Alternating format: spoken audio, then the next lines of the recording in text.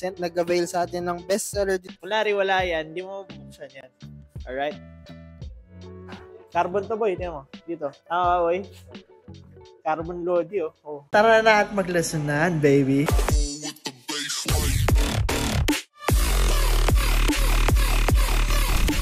So, shoutout kay Sir Cedric. So, iniwan niya tong unit niya para PMS. Una, palit sealant yan, harap likod. Nilinis na rin natin yung outer rim niya para sunod na to yung sealant. Next, bearing. Pinalitan na rin natin yan. Harap likod din yan guys, kaliwat kanan. Pati sa pito, palit na rin. Kasi kung makikita nyo, putol na yung dulo niya. So, pinalitan natin yan, brand new na ulit yung mga nakakabit dun sa hub niya. Then, rewire din natin yung ibang piyesa dahil kinalawang na tsaka yung mga pin putol na. So, dinirect na rin namin yung ibang wire dun. Sobrang tagal lang kasi ng unit ni sir. So, konting upgrade lang. Nagpakabit si sir na dual seat. So, pwede dalawang tao dyan guys. Then, syempre, nagpaputol na rin siya ng hole para hindi nakakangalay. So, ito yung pinagputulan yan guys. Then, ignition para extra safe yung unit niya. So, may voltmeter na rin niya nakasama. So, kapag pinatay nyo, patay din yung unit, di mabubuksan. So, shoutout kay Sir Cedric. Thank you sa pagpagawa dito sa motor. V8 away, baby. Let's go. Okay, Boss Royce, bali ito na yung unit niyo, boss. Kinakarga na. Kumuha siya ng motor punk max, binabe seller, rainproof scooter mga boss. So may 52 volts to, 18 AH, tumatakbo ng 60 kilometers, 50 kph max speed, saka may 2080 watts peak power. Kinakarga na ni Boss Mac. So ito na boss, prepare na para on the way sa inyong location. So ito na boss, ride safe kayo sa bagong unit boss, abit away. Tara na mag-usanan, baby.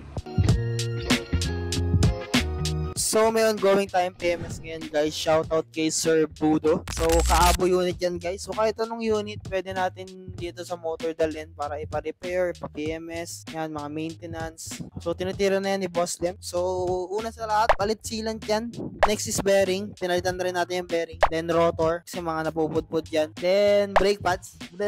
Yan. Napupudpud kasi yan. So, papalitan din natin yan. So, checking na rin yung battery niya kasama sa PMS yan guys. Shoutout kay Sir Budo. Thank you sa pagpa-repair din sa motor.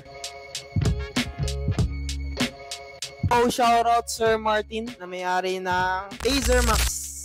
So, ongoing na ang PMS niyan. Yung battery niyan guys, sinakyat na natin dun sa battery technician para i-check kung balanse pa yung cell niya. So, itong likod, okay na to boss dyan, oh. So, nalinis na to guys. Napalitan na rin ng rotor. So, kakabit na lang yung brake pads niyan, tsaka yung caliper. So, ito yung mga pinagpalitan guys. Bearing, kita nyo naman, kalawang na. Pinapalitan na yan. Kasama sa PMS yan, pati yung pito, rotors, tsaka brake pads. Kung makikita nyo, pudpud na. Palitin na yung brake pads ni Bossing. So, gaganda na ulit yung takbo niyan. Ongoing na yung front rear. Pinapalitan na ni Boss J. Dilininis yan, front and rear. So, outer tsaka inner rim, dilinisin yan.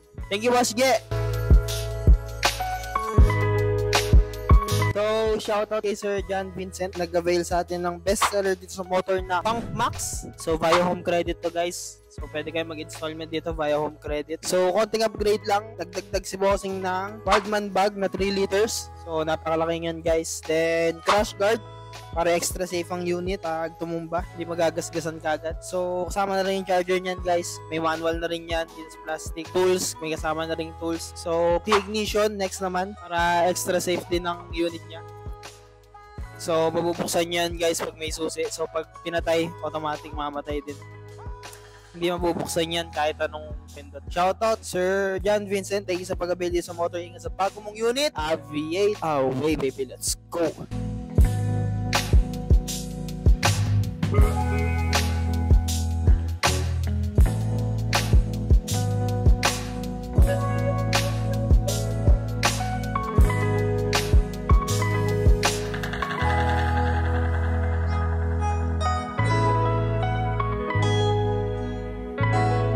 Okay mga boss, bali may dalawa tayong order. Isang Rebel, saka isang Punk Max pala mga boss. Yung setup nitong Rebel natin is naka-ignition yan. Makita niya yan. Tapos isang premium side mirror. Yan. So, quality check ni Maki mga boss. Let's go. Alright. So, meron tayong Moto Rebel. Papunta nga yung Las Piñas. Ito lang ba pinakabit niya?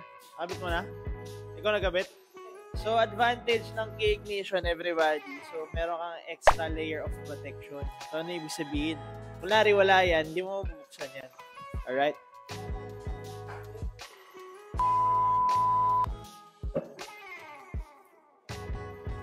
Hindi siya nagbubukas. Dito mo yun, yan, hindi nagbubukas. Nagtitrigger lang yung voltage pero ayaw pumasok. So ngayon, pag pinasok mo yan, bubukas na yan. Bang! Boom! Look at that beautiful machine. Lights sa likod, meron tayong tatlong tail light, brake light. Tingnan mo Wow! Amazing. Signal lights. Beautiful. Kabila. Beautiful. Hanggang dito yung signal light. Beautiful. Dito tayo, darling. Ang tira. Nag-install tayo ng side mirror at saka single seat at crash guard. Okay. Hindi yan double. Single. Ha? Single seat. Ayan, pakita mo, boy. So, yung seat natin naka-weld yan sa crash guard para ultimate stable siya. Ultimate stability. Adjustable yung seat niyan. Meron tayong adjustment dito. Quick release. Pwede mo ibaba. Pwede mo angat. Depende sa height mo. Then, yung client na to, hindi nagpaputol ng pole kasi usually, pinapaputol to. Baka feeling ko matangkad yung client kaya sabi niya wag tulan. Nag-recommend naman ako putulan pero sabi niya hindi na. Tapos ito yung premium side mirrors natin. Carbon to, boy. Tingnan mo. Dito. Tama, boy? Carbon Lodi, oh. Carbon. Beautiful makinarya. Ready na?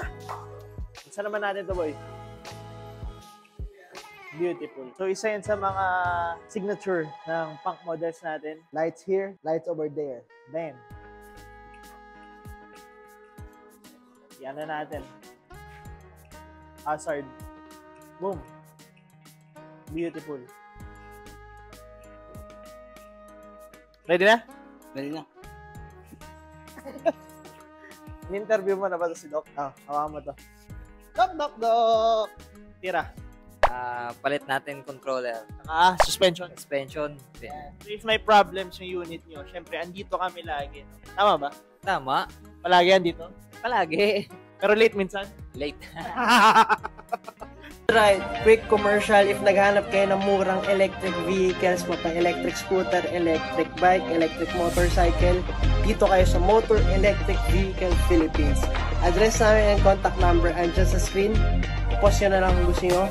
Bam! Alright, so yung price list natin as of the moment, eto, bam! Post nyo na lang din kung gusto nyo. Meron dito cash payment, may bank transfer, may home credit installment, may credit card payment, pwede trade-in, pwede sell out.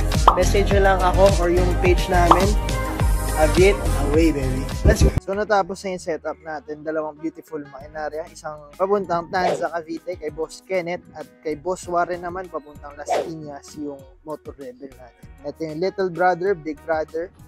Difference lang naman nila, ito faster and longer range versus dito ay Punk Max natin.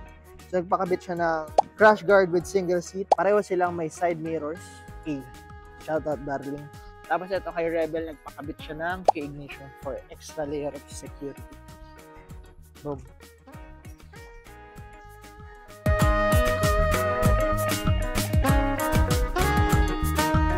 Shoutout kay Sir Antonio nagpa-repair dito sa ating shop. So, una, winelding yung body.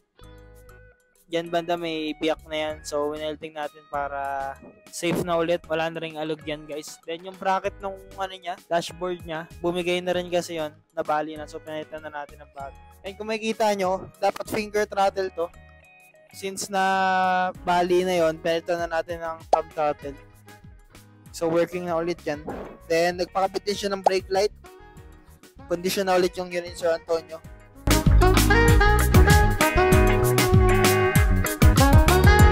Nag-order sa atin ng Motorland Dash. Shout out! May gumawa sa atin ng Motorland Dash. So, pupunta po itong Tacloban. So, meron itong guys 48 volts, 6Ah. Tumatakbo ito ng 45 kph. Then, 30 kilometers pedal assist. So, may libre na rin siyang bote. Full suspension na yan, likod tsaka harap. Shout out, Doc! Tacloban Dash! Let's go! So, shoutout kay Sir Yuni na kumuha sa atin ng Motorland Dash. So, quick update lang. Nagpa-lagay siya ng turn signals, left and right. Harap likod na rin yan, guys. Ganyan kalakas yung turn signals natin. Ayan na may sa kanan. So ibabox na namin to kasi papunta pa tong Tacloban City. So thank you Sir Yuni. Ingat sa bago mong unit. Aviate. Let's go. So, shoutout kay Sir Yuni from Tacloban. So, nagpa-add din siya ng signal lights. Yan, likod. Harap likod na yan, guys. Kasama na yung battery pack niya na 5Ah, 16 volts. Yan din yung ginawang bracket sa harapan. So, mubra. Basta boss, dyan, quality ang gawa niyan. So, yung side mirrors, mamaya kakapit din.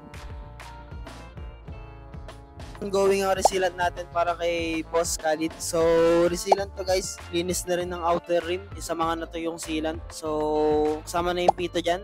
Pinalitan na rin natin. Para pag na-flat, hindi kagad sisingaw yung hangin. So, harap likod na yan. Ongoing na yung harap. Next naman yun sa likod. Good morning! June 8 tayo ngayon. Sunny day, no? So, ano ang ginagawa ni Boy Lempot? Ben, Palit ng gulong, lilinis na. makikita nyo. Tuyo na yung tire sealant. Na-expose yan sa hangin, tsaka yun. Napabayaan, usually 6 months natutuyo na yun. So, papalitan natin ang tire sealant at ng gulong. Ito yung luma yun. So, isang sign na problematic na yung tire is makikita nyo, wala na yung mga ngipin. Comparing sa bago. Ayun, compare natin. Kita nyo yung difference. Yung ngipin na ito, kitang-kita pa. Well, ito, bungi na. So, part yan ng pagpalit ng gulong natin dito yung cleaning. Makikita yung pulbos na sa atin. Then, protocol na rin namin palitan yung pinakapito. Para sure call walang sisingaw. Thank you for watching the video. Nagbebenta kami dito ng electric scooters, unicycles, and bicycles. Brand new and used. Meron dito sa Motor EVP. Nagre-repair din kami ng mga units. Kung gusto nyo bumisita, address and contact number andyan sa screen. Message nyo na kami. A bit away.